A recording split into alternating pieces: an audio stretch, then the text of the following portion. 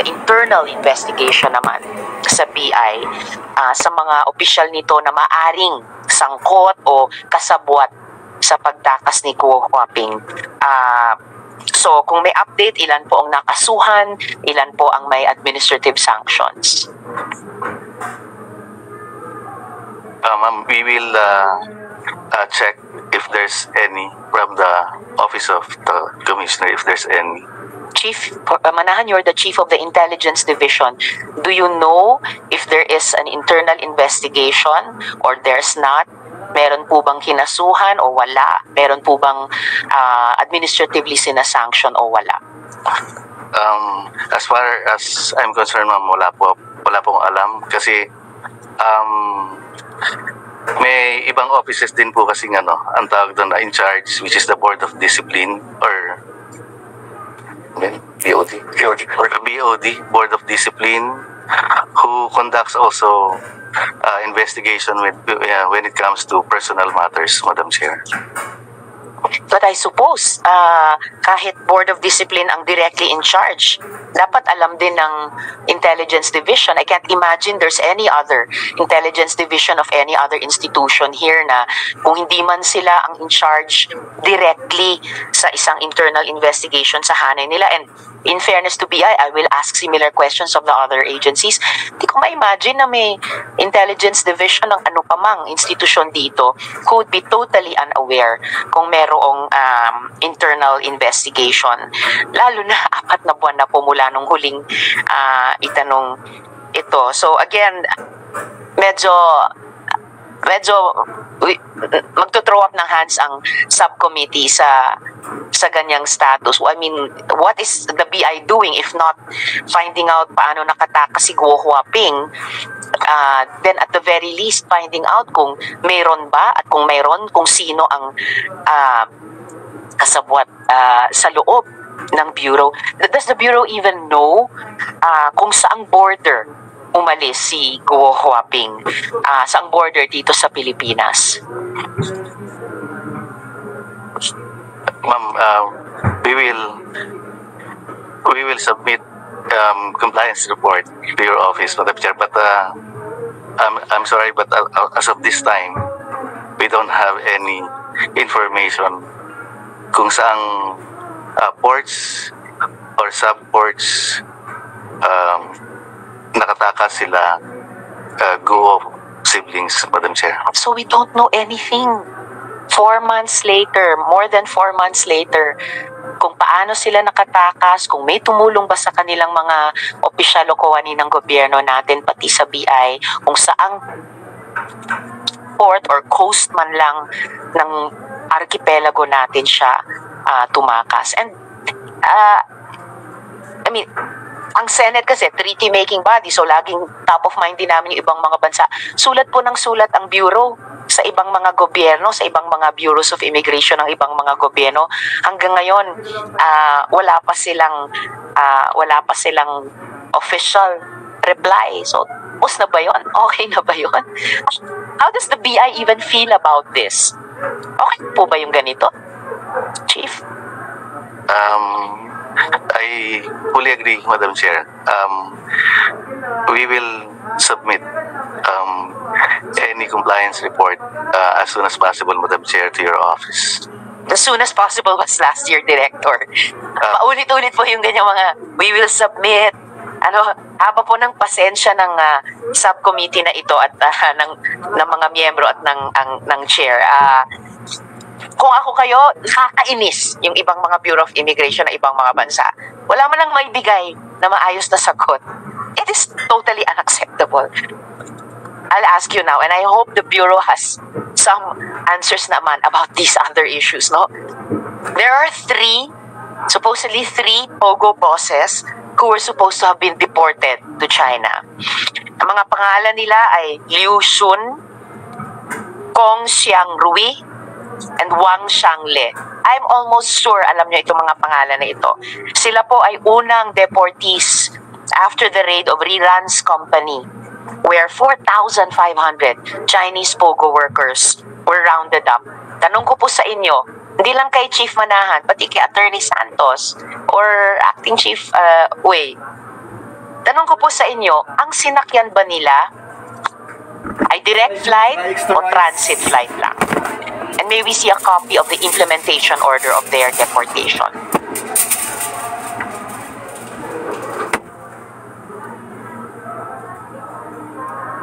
Si Attorney Santos.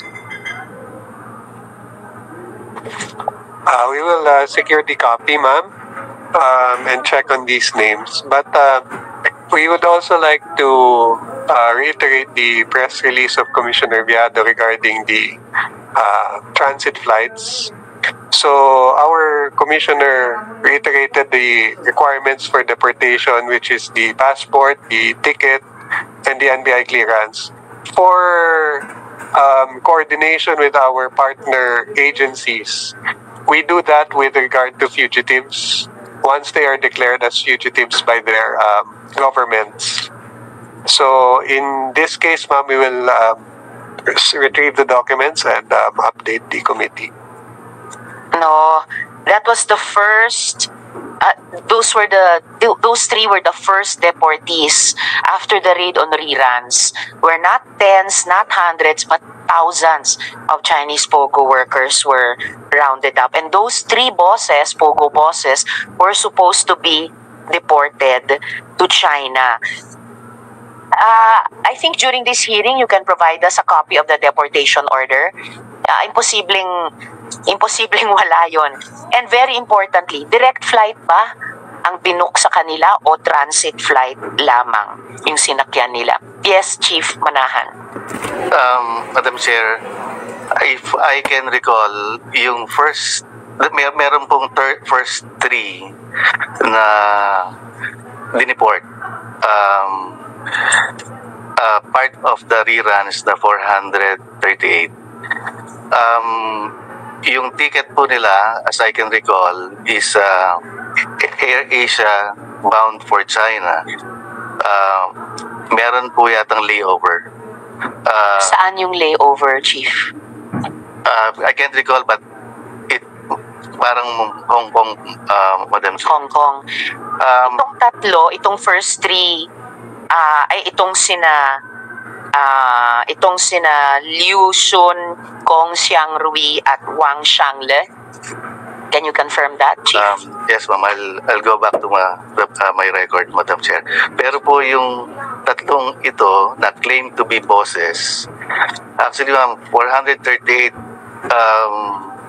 foreign nationals, we never have any information na may boss or bosses doon. So kung... But if you confirm na itong tatlo, sina Liu, Kong at Wang, ang tatlong unang dineport, they are reportedly Chinese POGO bosses. May at least initial information sa kanila na ganon. Yes, ma'am. Whoever the agency reported na yun po yung mga bosses, we don't have any idea. Actually, ma'am, we arrest only. We're not particular on any classification or categories of the ranks ng mga inaaresto ng... So please send me the implementation order on the deportation of those first three. Yes. Lalo na kung ma-confirm natin na sila sina Liu, Kong at Wang. Yes, Madam Chair. The three I named. Madam Chair, can I share something? Yes, please. The PI needs to share more para maging kapaki-pakinabang itong hearing na ito. Yes, please proceed, Chief. First is the ticket. The usual deportation po, we secure assistance from the embassy to provide tickets. Ito po yung mga challenges ng BI kung saan kukunin po yung mga tickets. Ngayon, there's a clamor to deport yung mga nahuhuli the soonest at the fastest time. So, ang ginawa po ng BI, nag-initiate po sila ng dialogue with the PDLs kung sino po yung pwedeng magbigay or mag-shoulder or mag-purchase ng kanilang mga tickets. So, January 8 po nangyari ito, matter of 2 weeks. Ito na po yung pinaka-fastest deportation na nangyayari sa history ng BI, 2 weeks. At ang unang nagpa-deport is yung tatlo po yun na yun na kiniklaim to be boss or bosses. Siyempre, kung bosses sila, afford nila. Kasi kumita na sila ng malaki sa Pogo dito eh. Pero yung mga PDLs pa ang tinanong kung pwedeng mag-shoulder ng tickets sila. Hindi ba dapat may pondo ang BI para sa deportation na inuutos ng BI? Madam Chair, sorry to say, wala po. Kaya Alright. yung mga challenges po ng BI, wala po silang allocated funds for the tickets ng mga deportees. Madam Chair, also, the reason po na dineport itong tatlo, wala naman po silang, ang Chinese embassy at that time, wala pong minanifest na itong tatlong ito is fugitive or merong criminal offense sa China. It's been 2 weeks and we've been coordinating this to the said embassy, pero no written letter or no holdings manifested from the Chinese embassy. So, ang in-implement po natin dito is the Philippine law na to remove them the soonest time possible sa country as directed by the President during the time of the SONA to ban and cease and desist all operations and to remove them. And did those first three, lalo na kung sina Liu, Kong at Wang, aktual ba silang nakarating sa China? Their destination supposedly upon deportation? Madam Chair, we don't have any information in it. Why don't you have information? Why doesn't the Bureau have information? BI of the Republic of the Philippines orders deportation of 438 persons, including these three, who I think are the Chinese Pogo bosses I named. Dapat end-to-end para makumpleto yung deportation process. Bakit walang information kung nakarating sila aktual sa destination nila? I can, if my chief legal can correct me, but my personal opinion to this is that our main objective is to simply remove them out of the country and implement the deportation. No, sir, I think even pending receipt of the copy of the deportation order, malinaw na removed from the Philippines but arriving in some other country. And sir, and not just Chief Manahan, Attorney Santos, you may want to address my follow-up question. Paano kung sabihin ko sa inyo na hindi sila nakarating sa China at nawala na lang sa layover? You told me na destination nila was China but they were going to have a layover in Hong Kong. Paano kung sabihin ko sa inyo na I have confirmation na ni kaluluwa nila hindi na nakarating sa China? Hindi ba responsibility natin, as I was asking Chief Manahan, responsibility natin tiyakin na diretso pa uwi ang ating dinedeport? So what would you say to that information? Yung responsibility na yan, Senator, is for, as far as the BI is concerned, ang protocol namin is once they are declared fugitive, we make sure that they are either escorted or alam ng kanilang embassy yung prior knowledge ng embassy yung pag-deport sa kanila. Pag hindi ho sila declared as fugitive, our duty is to ensure that they are boarded to their country. Yan ho yung hanggang dyan po yung Bureau of Immigration na that they are ensured that they are deported out. Sinakay sila ng airline. Yan And po yung shouldn't difference. they be boarded for their country on a direct flight?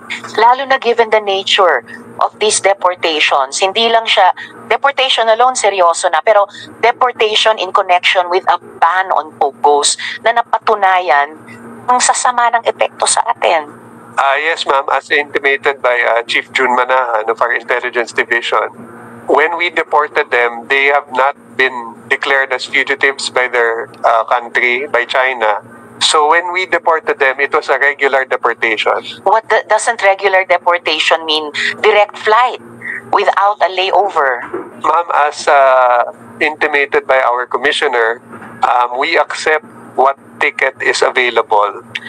So, but isn't it true also, attorney, that the Chinese embassy in the Philippines actually wrote to the BI to complain about the layover flights?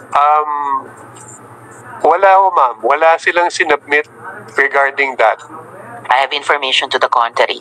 Sumulat ang Chinese Embassy di umano sa Bureau para ireklamo yung layover flights. And bakit? Napakakulang ba ng direct flights sa China para kailangang rely on layover flights? Lalo na, conveniently for these first three na dineport na sa pagkaalam ko ay supposedly mga pogo bosses. Wala bang sapat na direct flights? Ma'am, if I may reiterate, we accept what ticket was presented. Presented by whom po? That is, I will get back to you, ma'am, because it is our deportation unit that accepts the ticket. Where's the deportation unit, sir? Wala ba sila ngayon? Wala po, but we will check it, ma'am. Hindi ba isa sa inyo ay in charge sa deportation unit? Yes, ma'am. Under legal division. So sa ilalim Opo. ninyo, Attorney Santos? Yes, ma'am. So during this hearing, I can't believe I have to ask all of these itty-bitty follow-up questions. Alam nyo naman po yung agenda nung hearing ngayon na that we were hoping to close it already. Kasi 4 na buwan na at least ang iniintay ng sagot sa mga tanong na ito. So can you, before this hearing adjourns, can you please inform the committee why we had to rely on transit flights for deportees who are related to the big POGO issue, including those first 3 na sa pagkaalam ko ay mga Chinese bosses. Ang deportation unit ba sa ilalim ng legal division ang responsable sa ganyang arrangements? Yes, ma'am. So deportation, and sabi nyo nga po kanina, deportation ine-escort ng BI. So wala po bang kasama yung dinedeport dun sa unang grupong iyon ng 438? Kasi bakit malaya na lang silang nakapuslit? Yes, ma'am, when we say Yes. escorted, only up to the boarding at the airline. That's not escorting.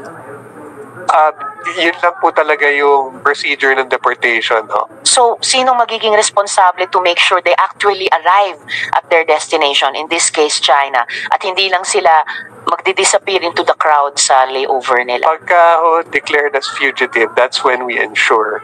But in this case, they are not fugitives.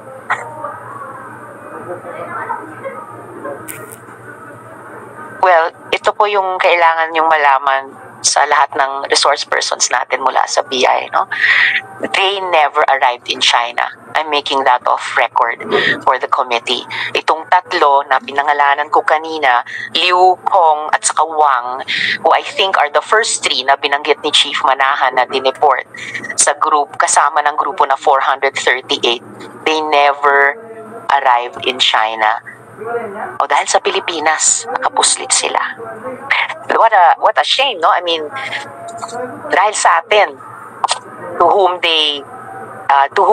against whom they committed the most crimes sa mga kababayan natin, nakapuslit sila. So, a deportation gone wrong, no? A simple and regular operation of the Bureau dapat hindi pa na-achieve ang objectives. Attorney Santos. Ma'am, if I may please clarify.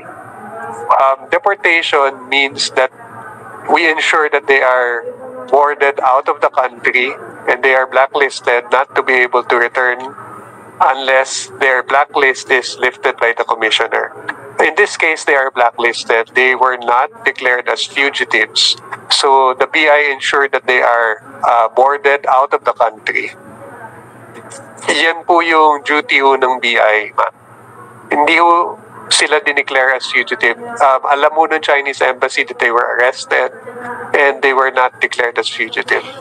How convenient, no? Hindi sila na-declare na fugitive. And yet, I have that information also na actually nagreklamo ang Chinese Embassy sa Bureau tungkol in particular dun sa layover flights. Ma'am, wala akong sinubmit sila regarding that. Well, as I mentioned earlier, Attorney, I have information to the contrary. So, it's either the Bureau or the Embassy who is not telling the complete truth to the committee, unfortunately. So, yes, Chief Manahan. before I Madam Chair, as far as I can recall also, there's a letter sent by the Chinese Embassy Yeah. to the Bureau of Immigration. Pero it's an appeal, Madam Chair, to hold the deportation process for the Chinese nationals as much as we can. So we can, they can charter the flight of the remaining 100 plus, Madam Chair, to China. Sa part naman po ng immigration, Madam Chair, ang sinabi po natin sa Chinese Embassy at that time, we will continue deporting these foreign nationals as much as we can. Kasi po yun ang objective ng BI to fast track all the deportation process. In fact, Madam Chair, sa 438 na yun, more than half already deported ng BI. Yun po yung letter na alam ko po na pinadala ng Chinese Embassy appealing na kung pwede i-hold. Ang sabi naman po ng BI, we cannot hold the deportation.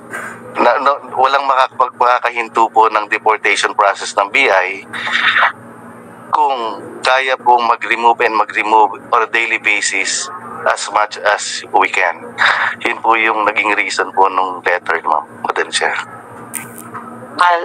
Salamat para doon, Chief Manahan. But we still have to complete the picture and the communications dahil parang hindi pa rin nagpapangga between PI, which is part of our republic, and the Chinese Embassy, which is of another government. Attorney Santos. If I may also share regarding, I'm reviewing my communication with the Deputy Police Attaché of the Chinese Embassy. So we wrote them a letter saying that in the previous meeting of our deportation implementation unit head with them, I was not a part of that meeting, but we wrote them and said that in your previous meeting with the DIU deportation implementation unit head, you said that there is no problem with connecting flights. So when we sent that, the reply of our Deputy Police Attaché of the Chinese Embassy, Mr. Ziping Dai, said, maybe there is some misunderstanding regarding transit flights. We will send a reply this week. That message was on February 18. Up to now, I have not seen any letter that he said he will send regarding that issue, ma'am. So maybe just put that also on record. Well, in any case, Attorney, if this is the current policy overall regarding deportations, lalo na kaugnay ng POGO, which is arguably the hottest issue na hinarap ng gobyerno in the last year, then I'm telling you, maybe we need to revisit this policy, how it has been implemented so far. Kasi we are letting these rotten apples, like itong sina Liu Xun, Kong Xiangrui, at saka Wang Xiangle, just get away scot-free. Okay. And the reason na it's so disturbing is tiyak pa sa sikat na araw na maghasik na lang ulit ng lagim ang mga yan. Baka nga nakabalik na sila or ang mga tulad nila dito sa Pilipinas. Patungkol pa rin sa tila napaka-porous natin ng mga borders, parang napakadaling takasan o pasukin ng mga kriminal na elemento. Pwede niyo po bang talakayin naman ang immigration status ng mga nababalitang Chinese spies at kung paano sila nakakapasok at nakakapirme dito sa Pilipinas?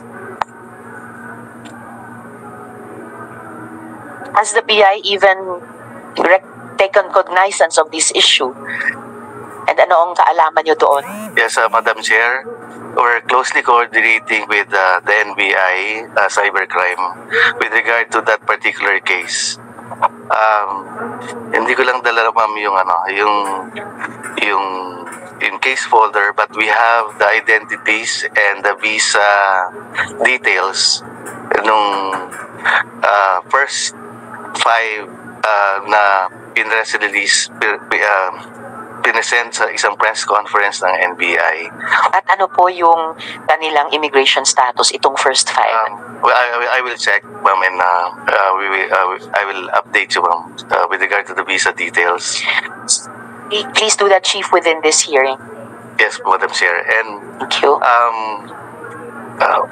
habang may criminal charge filed case dun po doon sa 5 for espionage, yun din naman po ang aming kinukumit sa NBI na sasampahan din ho namin ng immigration violation and charge. So both administratively and criminally charged po yung magiging violation and offense ng 5 subjects or involved sa espionage. Sino po yung PI officer or personnel na tinutukoy nyo? No, NBI, ma'am, in charge sa case. Now, you mentioned something about that you will investigate or implement disciplinary proceedings. Just your previous statement. It's the 5 subjects, ma'am, na involved sa espionage in foreign nationals. While the criminal case is ongoing, we will also file immigration violation charges against these 5. Against these 5, all right. And mamaya, tatanungin ko rin ng NBI kung ano mga aktibidades nitong 5 ang binantayan nila and ano yung mga aksyon nila na gagawin kaugnay nila. Would you be able to also tell us during this hearing anong mga, paano sila nakapasok at nakapirme dito, itong 5? Thank you. We'll be awaiting that. And last but not the least, for now, no, for the PI, nasaan na nga pala si Harry Roque?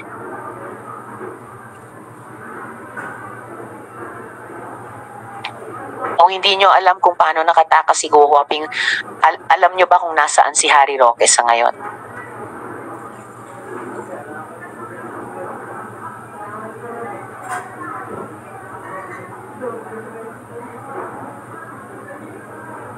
Is he still in Dubai? Madam Chair, we can't recall the dates anymore, but the last information that we had against on the couple, the Roques, umalis po ng Singapore yung wife, and then nagbound for Dubai. And there's also a sighting of Harry Roque also in Dubai. There's also an information na umalis po sila sometime December, and then yung information po na yon any information after, sorry Madam Chair, but we don't have any more information. Alam nyo ba na pumunta silang, or at least si Harry Roque pumunta sa Singapore sa loob ng isang araw? Or rather, pumunta ng siya.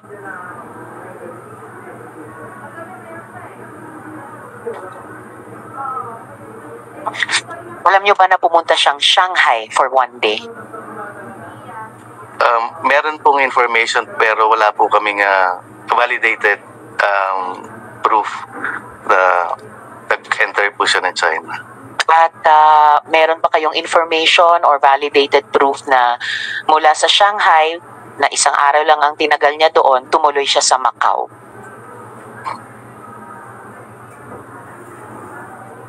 Madam Chair, sorry, wala po kaming pero meron po kaming alam na pumunta rin po siya ng Japan. And hindi po siya nakaalis. Supposed to be bound for US, pero denied flight, denied check-in. So, wala rin naman holdings ang Japan Police or Japan Immigration. Thereafter that, wala na po kami information. Saan po siya sa Japan ayon sa information? Wala po kaming exact details. And bound supposedly saan sa US ayon sa information? We don't have any information also, Madam Chair. So, do you know if he's still in Macau? Sorry, Madam Chair, we don't have any information. Alright. Salamat, Chief Manahan. Dako na muna ako sa Department of Justice. Yes, ma'am, Attorney Torrevillas, Attorney Olivia. So, ma'am, pwede niyo po ba kaming bigyan ng general update sa mga kasong naisampa laban kina Guo Huaping, dun po sa Bamban Pogo, at saka kina Cassandra Leong at Harry Roque naman sa Porac Pogo, pati po kina Yang Jianshin alias Tony Yang at iba pa. Good morning, Madam Chair. For the Bamban case filed against Alice Guo, we filed the information for qualified human trafficking in September of 2024, and the bail hearing, the bail application of Alice Guo and her co-accused are all denied by the Honorable Court in December last year, and we will terminate the presentation of evidence by March 31 of March 31. The defense will present its evidence in May of 2025. Also, for the Porac case, there is already a draft resolution against Cassie Ong, Harry Roque, and other respondents in the Porac case. Yun naman pong kay Tony Yang alias Yang Jianshin, may update po ba doon? I am not familiar, Madam Chair, of the case filed against Tony Yang. If Tony Yang is included in the Porac case, I am not familiar. Tama, hindi po siya included sa Porac case, kundi sa kaso kaugnay ng Cagayan de Oro. And then, mabalik lang kahit kangte dun sa pagtakas ni Guo Huaping patungkol dun. Ano naman po yung mga update sa mga kaso laban sa mga tumulong sa kanya? Halimbawa, kung mayroon kay Mayor Dong Kalugay at yung mga abogado din ni Guo Huaping, kabilang na po yung notaryo na nameke ng dokumento. Meron po bang update sa kanila? For the lawyer before whom Alice Guo subscribed her counter affidavit, I think there is a criminal case filed against him. It was also investigated by the prosecutors of the Department of Justice. And for those who helped Alice Guo, I am not familiar if there is any criminal case filed before the Department of Justice. Salamat. Baka mamaya maitanong ko rin sa DILG, lalo na tungkol kay Mayor Kalugay. And then, ma'am, and colleagues, no, last week, my colleague here, Senator Sherwin Gatchalian, revealed that there are still Pogo bosses in the country and they are transitioning to other crimes. Na-quote din po ang PAOK through its spokesperson, Dr. Winston Casio, that they will be able to identify the Pogo bosses who are still here and help neutralize their activities. So, tama po ba, attorney, na sa pagkaalam ng DOJ na these Pogo bosses have transitioned or are transitioning to other crimes? Yung scamming operations po ba ay still underway? At paano na po sa pagkaalam ng department, paano na po yung bagong modus operandi ng mga scamming operations na ito? Madam Chair, I am not aware of any other crime filed by the PAOK with the Department of Justice. Recently, they filed the same cases of anti-human trafficking, particularly organizing labor trafficking for purposes of financial gain through scamming. Scamming is only a mode utilized by the Pogo bosses for purposes of financial gain. Salamat, attorney. Actually, yung nabanggit niyong human trafficking at labor trafficking, mababalikan din in a later question about yung bagong modus na napansin namin at isinusumbong ng mga patuloy na victim survivors na ginagamit nitong mga Pogo.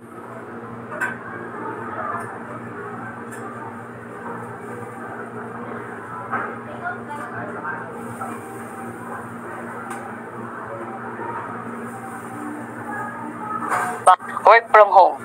Some of the bosses daw, according to our partner Leas, galing pa sa ibang bansa. So they're working from their country po.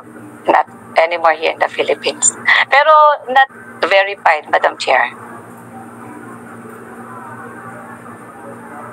Pero dahil may at least information na ganon, siguro kailangan talagang alamin kasi alam natin nagmo-morph talaga yung mga POGO, hindi lang sa modus operandi, baka pati sa location ng pag-work from home nila.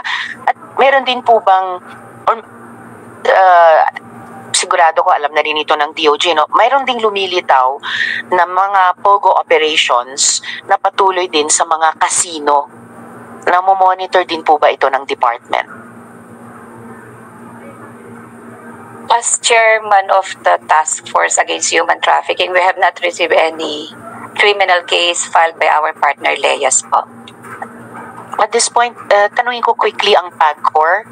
May namomonitor din po ba kayong dito na nagpapatuloy sa mga casino yung mga lumilitaw na POGO operations? Yes, Attorney Jessa Maris. Madam Senator, wala po. Gusto rin po naming linawin na hindi na po kami nag-i-issue ng any internet gaming license or offshore gaming license po.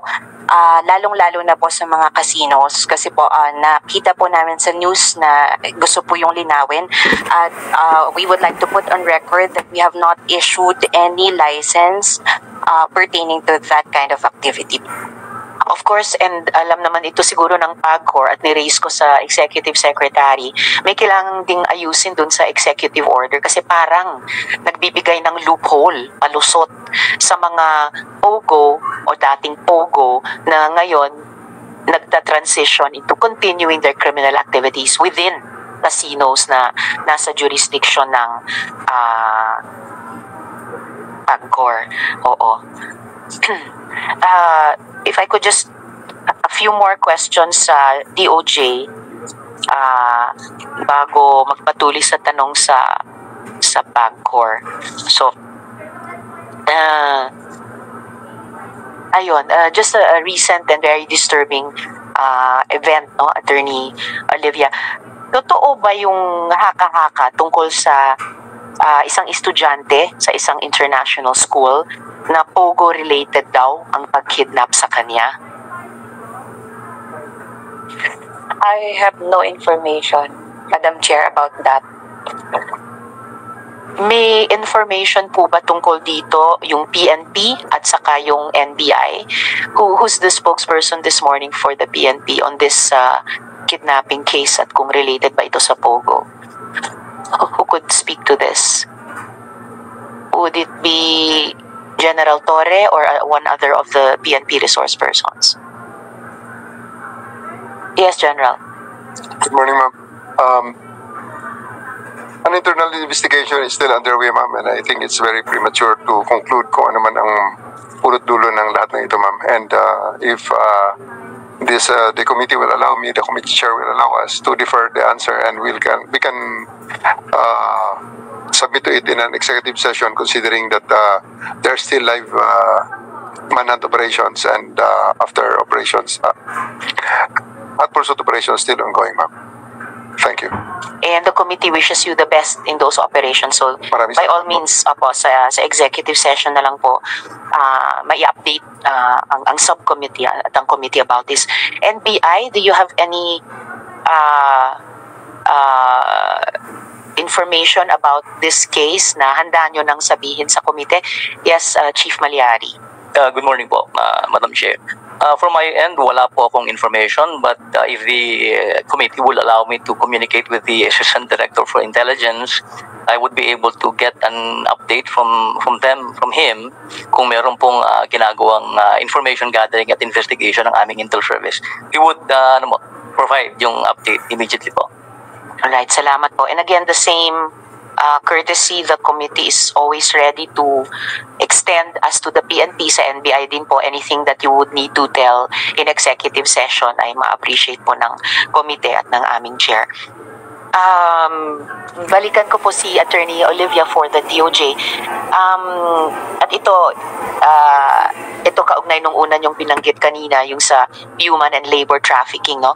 Sa kasalukuyan po, may mga Pilipinong tinutulungan ng aming opisina in coordination with Philippine Embassy officials, both in Thailand and Myanmar. Ito po, ipa-flash ko ulit yung travel ads nung kanina. Mga biktima po sila ng human trafficking gamit ang isang bagong modus operandi. Ang mga ads na ito ay pinopost sa social media, nagkukunwaring promo or raffle para sa libreng travel papuntang Thailand. Hihingin yung pangalan at contact details sa comments at kunyari ay pipiliin silang panalo. Dadalhin sa Thailand pero ang hindi nila alam, pagdating doon, di pala bakasyon ang pakay sa kanila. Human trafficking na. Pipiliting itawid sa Maysot papuntang Myanmar at dadalhin sa online gaming at scamming centers. Ikukulong at ipilitin ng magtrabaho. Kung umalma ang mga Pilipino, as before, bugbog at abuso ang aabutin. At ang pinakamasaklap pa, ang mga babae ay nagiging biktima ng panggagahasa at saka sexual abuse. So dahil dito po sila dinadala sa Myawaddy, kung saan matatagpuan ang mga scamming, online gaming at human trafficking compounds. Aware po ba ang DOJ IACAT attorney sa bagong modus operandi na ito? At ano po ang ginagawa ng department at ng council para pigilan ang panloloko at pambibiktima sa mga Pilipino? I cannot speak for IACAT, but rest assured, Madam Chair, that I will communicate with the head of IACAT, Undersecretary Nicholas T, about this matter, so that the IACAT could extend the necessary assistance to our kababayan. Salamat. Pero at least sa department level, aware na po ang department dito sa bagong modus operandi? If it's already in the news, perhaps the department is already aware of it, Madam Chair. Salamat, attorney. Tanungin ko rin ang DMW sa usaping ito, pero quickly muna sa Bureau of Immigration. Has the Bureau heard of this modus operandi at handa ba ang Bureau na i-combat, na labanan itong bagong modus? Yes, Attorney Santos. Yes, ma'am. As Chief Olive of the DOJ said, that it's already in the news, and I believe, ma'am, with our numerous interceptions for possible victims of human trafficking at our ports, international ports, we regularly deny the departure of potential trafficking victims, and in fact, once these their departures are denied, we, as a matter of course, release in our press release their story of the possible circumstances that they are possible victims. Pero bagong modus nga ito baka hindi mag-a-apply sa kanila yung usual markers ng Bureau for Human Trafficking. Nagmumukha silang turista na sinuwerte sa isang raffle. Handa ba ang Bureau na labanan din yung ganitong bagong modus?